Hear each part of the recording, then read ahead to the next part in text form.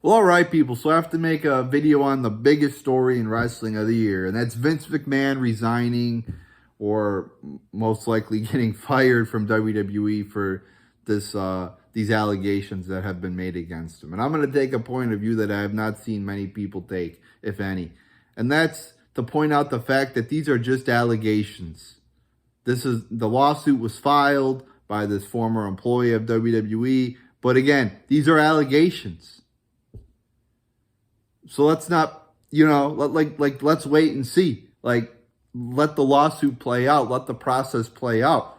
We've seen many times in the last 5 or 10 years where allegations have been made where people jump to conclusions, but then it turns out that there's not much merit to these sexual assault allegations. So let's let the lawsuit play out. Of course, there's text messages, but also, too, text messages can be forged. Let's not forget that. So we have to wait and see. We should not just vilify somebody. Parts of the, it could be that the whole, lawsuit and all the allegations in it come out to be true. It could be that some of it's true. It could be none of it's true. So we have to wait and see what happens. And not just assume that everything in it is true, that there's now more names being named, Brock Lesnar, John Laurinaitis, and other people. I think it's pretty clear that Vince McMahon has had sex with his, employees and tried to coerce them and all this bullshit. Tried to, make him have sex with him for, promote. And that's like terrible. Like it's not a great business practice, obviously. That's very immoral. But again, we have to, that's immoral. But then when it comes to, actual sexual assault, that's much more immoral. That's much worse. So we have to differentiate between the two. Is Vince McMahon just a creepy, immoral person, or is he a criminal? That's a big distinction that we have to make. And we have to let the process play out. Also, too, if you're a person that is going along with this, you're actually sleeping with your higher ups to get in a better position in the company, then you're somewhat liable as well. Let's not forget that too. If you're participating in this too, you also bear some responsibility too. So these women that, are having consensual sex with Vince McMahon or other executives in the company to get better positions, I look at them too, what the fuck are you doing? You're both wrong.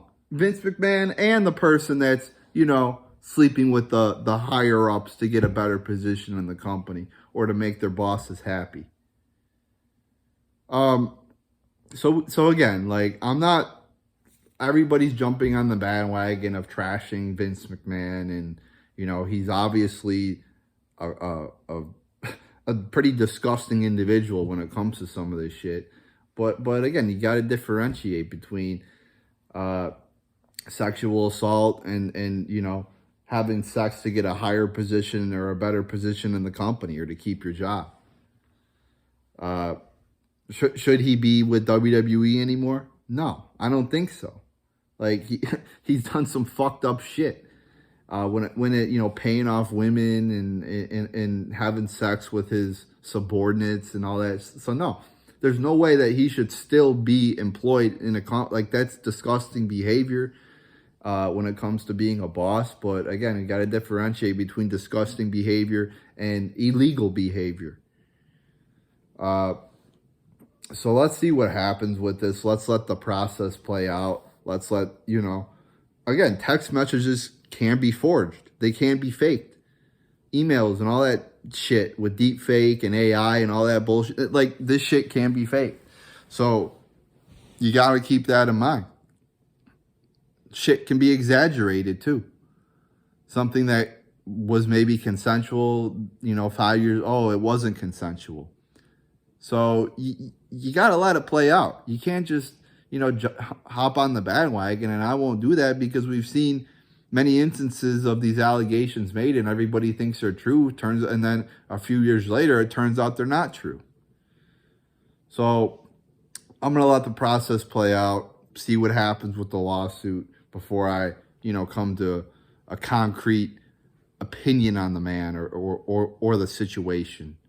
So let me know what you think in the comments below, but there's my thoughts on that.